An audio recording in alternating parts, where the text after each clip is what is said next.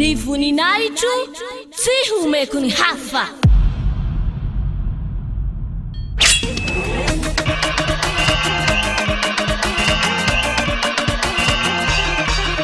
Quatre mars, fety be any YAHOSHUAH.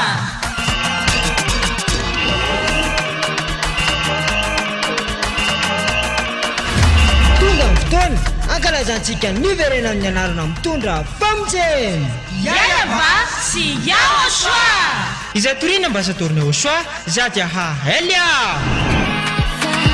YAHOSHUAH no dia raina tsaloatra mamiara ny tsinjaka kaza miafafaro. Rehefa midera ny YAHOSHUAH dia tena fifaliana be. Ny tena goavambe no sady tena mahafaly dia ho avy eo mihitsy YAHOSHUAH ilay niteny taminao hoe aza manota intsony, aza manota intsony. Izay no afantaranao any YAHOSHUAH ilay tena mary. Ka tsisy nilaza izany afa-tsy YAHOSHUAH izay nitoriana ambasadorina YAHOSHUAH ziady ahelya ireriany.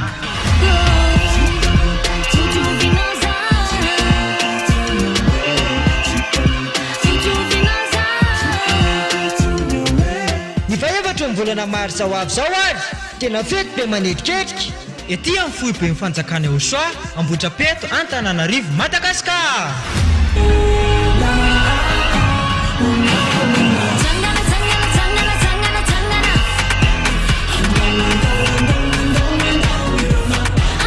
Ka ianao olombelona io Tongava mankalaza sy manome voninahitra an'ilay nahary anao. YAHVAH sy YAHOSHUAH.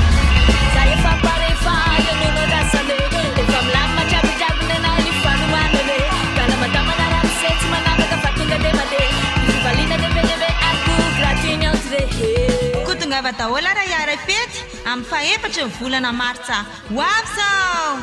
Azadino